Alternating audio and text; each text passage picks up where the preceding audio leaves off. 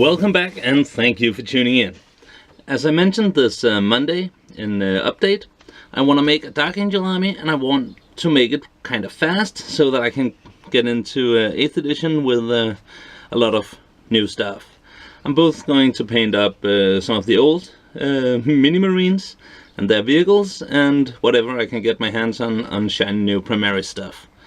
So I figured as a first video for making this Dark Angel army, it would make good sense to delve into the painting of the power armor. We'll start by undercoating the miniature and then base coating it and paint the entire green area. And then in the following videos we can go into different aspects of the Dark Angel color scheme without having to worry about all those basics. So first of all, I'm gonna prime it with Vallejo surface primer. You could use pretty much well, you could use any primer you want to, so Chaos Black or Caliban Green, the Angel Green from Army Painter. I've used that a lot in the past. It's a really good alternative, and that would obviously also mean you can skip the next step where I'm gonna paint in green. But I've grown pretty fond of this primer, so that's what we're gonna use today. I'll just mix it with a little bit of flow improver.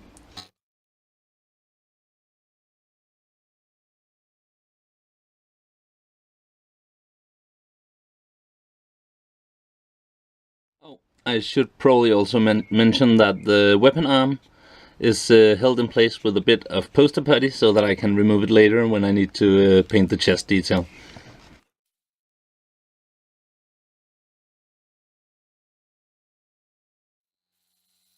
I've given the primer about 5 minutes to settle, which should be plenty.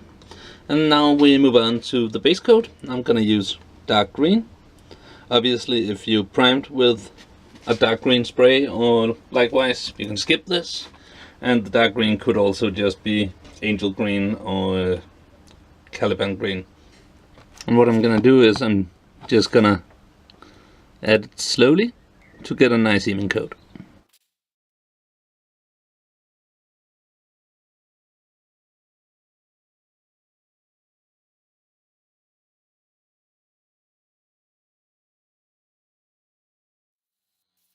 After that, I'm gonna mix dark green with some sick green, also Vallejo, and sick green could easily be substituted with say Warpstone Glow or Iosan Green from P3, or well, any other mid-tone green. And this step you could easily dry brush on if you don't have an airbrush. What we're gonna do is, first of all, hit the metal from above,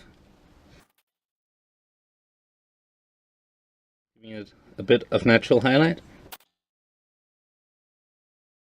and then zoom in on the legs, on the panel ending just down by the feet,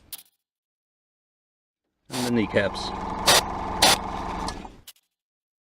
Even if some of these parts, kneecaps or whatnot, is in shadow, give it a bit of highlight anyway, because it'll make the designs stand out much more. After that, I ran a bit of water through the airbrush just to clean out the color a bit, but no airbrush cleaner or anything, as we are gonna add another coat of green. So, sick green, Warpstone Glow, Iosan Green, whatnot, all by itself. And don't pour too much into the airbrush here, because we're not gonna use a lot of it. And if you're dry brushing, again, just prepare a single good brush pretty much and then just go quickly over all the marines. And first of all, I want to hit it from directly above, carefully.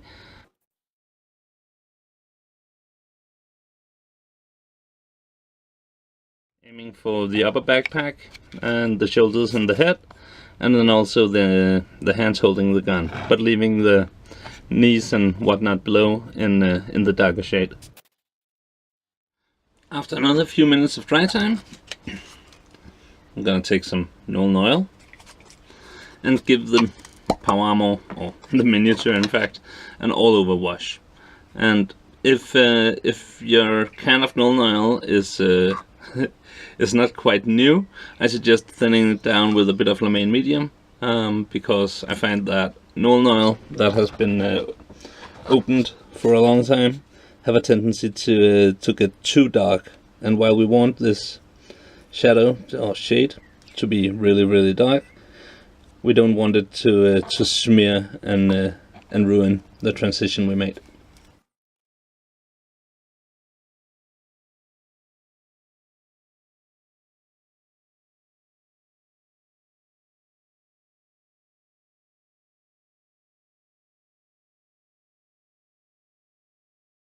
And after that, it's just a matter of letting it dry, playing the waiting game, and then we'll get into highlighting. Now that the Null Oil is completely dry, I'll take some iodine green, or yeah, I think you get the picture. You could use Warpstone Glow or whatever. And this I'll add as a soft but quick dry brush, more or less all over the miniature. And if speed was not part of the mission objective, all this could be added as a fine edge highlight, but speed is definitely a mission objective here. I want the army done and ready to play.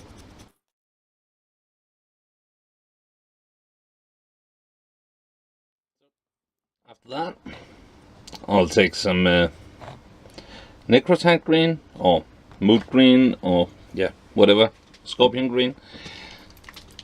And this time I'll do a dry brush once again, but this time much more focused around the upper sharp edge area. Upper sharp edge areas, to bring out the final highlight. And don't worry, yes, it seems more and more like a salamander now, but we'll remedy that with the final step.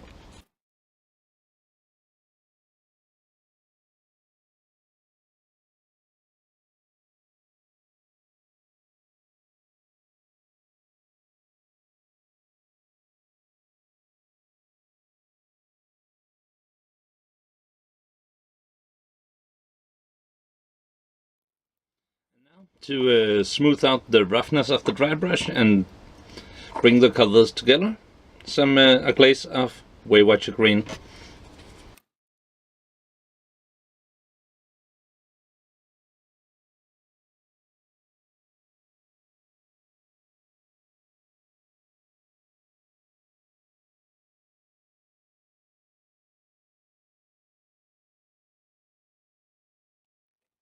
And with that, the power armor is done. It is a really nice and quick way of getting a lot of Space Marines painted, I think. And the fact that there is no detail work or edge highlighting means that you can easily just put on an audiobook or watch some Netflix or whatever you fancy while painting, and just work your way through them. And the more you do, the bigger the chance that you won't even have to worry about dry time. So yeah, that is the basic of my Dark Angel project. Gonna paint them up like that, and then of course add in the details.